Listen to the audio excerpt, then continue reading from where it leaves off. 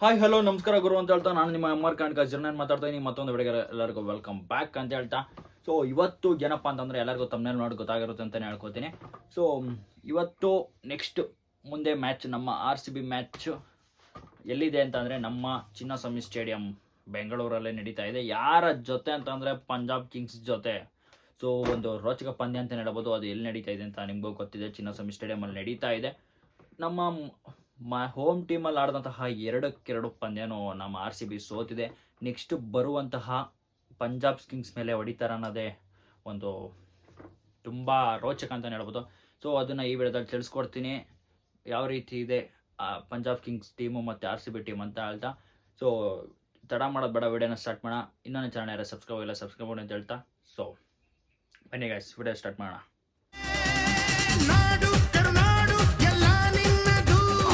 Guys, 34ನೇ match ಆದಂತಹ RCB versus Punjab Kings match ನಡೀತಾ ಇದೆ. ಯಾವತ್ತಪ್ಪ ಅಂತಂದರೆ 18th ಏಪ್ರಿಲ್ ಫ್ರೈಡೇ ನಡೀತಾ ಇರೋಂಥದ್ದು.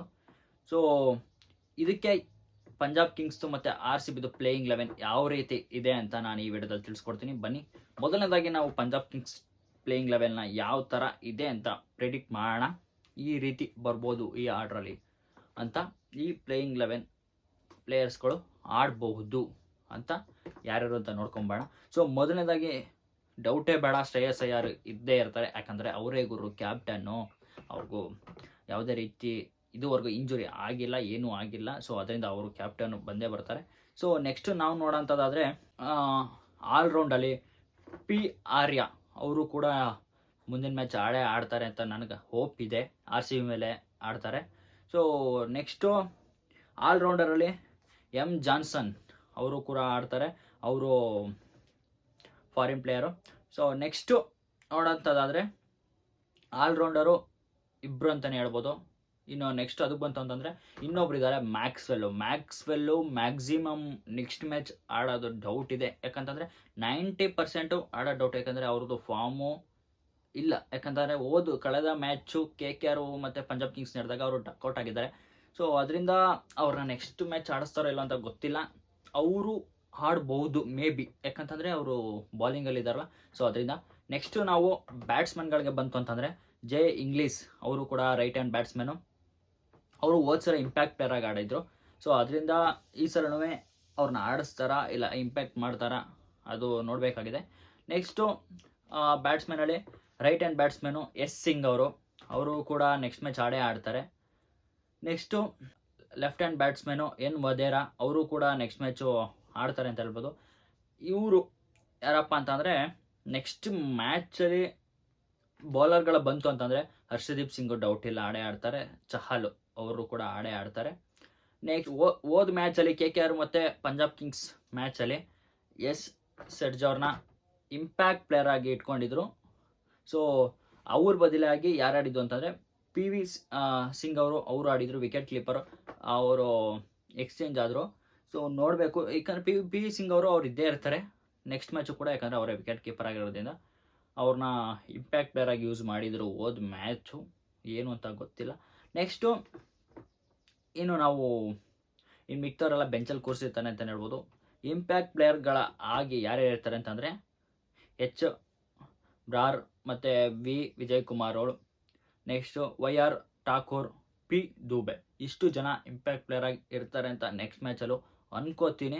ಸೊ ಈ ರೀತಿ ಇದೆ Punjab Kings playing 11. So next ನಮ್ಮ RCB ನೋಡೋಂಥದ್ದಾದರೆ ನೆಕ್ಸ್ಟು ಪ್ಲೇಯಿಂಗ್ 11 ಯಾವ ರೀತಿ ಇರುತ್ತೆ ಅಂತ ಒಂದು ತುಂಬ ಈ ಬಾರಿ ತುಂಬ ಟಫ್ ಅಂತಲೇ ಹೇಳ್ಬೋದು. ಯಾಕಂತಂದರೆ ನಾವು 2-2 ಮ್ಯಾಚ್ ಸೋತಿರೋದ್ರಿಂದ ನಾವು ಈ ಮ್ಯಾಚ್ ಗೆಲ್ಲೇಬೇಕು. ಅದು ತುಂಬ ಅವಶ್ಯಕತೆ ಇದೆ. ಯಾಕಂತಂದರೆ ಬೇರೆ ಕಡೆ ಎಲ್ಲ ಹೋಗಿ RCB ಅವ್ರು ಗೆಲ್ತಾ ಇದ್ದಾರೆ, ಇಲ್ಲಿ ಗೆಲ್ತಾ ಇಲ್ಲ ಅಂತಂದರೆ ಅಂದರೆ ಬೆಂಗಳೂರವ್ರಿಗೆ ತುಂಬ ಹರ್ಟ್ ಆಗುತ್ತೆ. ಸೊ ನೆಕ್ಸ್ಟ್ ಮ್ಯಾಚು ನಾವು ನೋಡೋಂಥದ್ದಾದರೆ ನಾವು ಇದ್ದೇ ಇರ್ತಾರಲ್ಲ, ಫಿಲಿಪ್ ಸಾಲ್ಟೋ ಅವರು ಇದ್ದೇ ಇರ್ತಾರೆ, ಮಿಸ್ ಇಲ್ಲ ಅವರಂತೂ RCBಗೆ.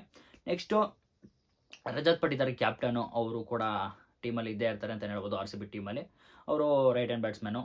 ಮತ್ತು ಇವರು ಫಿಲಿಪ್ ಸಾಲ್ಟೋ ಕೂಡ ರೈಟ್ ಹ್ಯಾಂಡ್ ಬ್ಯಾಟ್ಸ್ಮನ್. ಸೊ ಬ್ಯಾಟ್ಸ್ಮನ್ಗಳಲ್ಲಿ ಬಂತು ಅಂತಂದರೆ ಇವರು ಇದ್ದೇ ಇರ್ತಾರೆ. ನೆಕ್ಸ್ಟು ಆಲ್ರೌಂಡರಲ್ಲಿ ನಾವು ಲಿವಿಂಗ್ ಸ್ಟೋನನ್ನು ನೋಡ್ಬೋದು. ಅದು ಬಿಟ್ರೆ ಕೃಣಾಲ್ ಪಾಂಡ್ಯನ ನೋಡ್ಬೋದು. ನೆಕ್ಸ್ಟು ಯಶ್ ದಯಾಳ್ನ ನೋಡ್ಬೋದು. ಅದು ಬಿಟ್ಟರೆ ನಾವು ಬ್ಯಾಟ್ಸ್ಮನ್ಗಳಿಗೆ ಬಂತು ಅಂತಂದರೆ ಮೇಯ್ನಾಗಿ ನಮ್ಮ ವಿರಾಟ್ ಕೊಹ್ಲಿ ಇದ್ದೇ ಇರ್ತಾರೆ, ರೈಟ್ ಹ್ಯಾಂಡ್ ಬ್ಯಾಟ್ಸ್ಮನ್ನು. ಅದು ಬಿಟ್ಟರೆ ಜೆ ಶರ್ಮಾ ಅವರು ಅವರೇ ಆಡಿಸ್ತಾರೆ. ನೆಕ್ಸ್ಟು ದೇವದತ್ ಪಡಿಕ್ಕಲ್ ಕಳೆದ 2 ಮ್ಯಾಚ್ ಹಿಂದೆ ಅವರು ಇಂಪ್ಯಾಕ್ಟ್ ಪ್ಲೇಯರ್ ಆಗಿ ಆಡ್ತಾಯಿದ್ರು. ಸೊ ಲಾಸ್ಟ್ ಮ್ಯಾಚು ಪಡಿಕ್ಕಲ್ ಅವ್ರನ್ನ ಆಡಿಸಿದ್ದಾರೆ. ಸೊ ಅದು ಬಂತು ಅಂತಂದರೆ ನೆಕ್ಸ್ಟು ನಮ್ಮ ಬಾಲರಲ್ಲಿ ಭುವನೇಶ್ವರ್ ಕುಮಾರ್ ಅವರು ನೆಕ್ಸ್ಟ್ ಮ್ಯಾಚು ಆಡಿಸ್ತಾರೆ. ಯಾಕಂದರೆ ಅವರು ಚಿನ್ನಸ್ವಾಮಿ ಸ್ಟೇಡಿಯಮಲ್ಲಿ ಆಡಬೇಕು ಗುರು, ಗೆಲ್ಲಬೇಕು ಅನ್ನೋದೊಂದು ಕಾರಣಕ್ಕೋಸ್ಕರ ನೆಕ್ಸ್ಟ್ ಅವ್ರನ್ನ ಆಡಿಸ್ಬಹುದು. ನೆಕ್ಸ್ಟ್ ಅದು ಬಿಟ್ಟರೆ ಯಶ್ ದಯಾಳ್ ಇದ್ದೇ ಇರ್ತಾರೆ ಅಂತಲೇ ಹೇಳ್ಬೋದು ಬಾಲರಲ್ಲಿ. ನೆಕ್ಸ್ಟು ಶರ್ಮಾ ಅವರಂತೂ ಇದ್ದೇ ಇರ್ತಾರೆ. ಅಜಲ್ವುಡ್ ಅವರು ಕೂಡ ಇದ್ದೇ ಇರ್ತಾರೆ. ನೆಕ್ಸ್ಟು ಆಲ್ರೌಂಡರಲ್ಲಿ ಇನ್ನೂ ನೋಡೋವಂಥದ್ದಾದರೆ ನಾವು ಯಾರು ಆಡ್ಬೋದಪ್ಪ ಅಂತಂದರೆ ಬೆತಲ್ ಅವರು ಆಡ್ಬೋದು.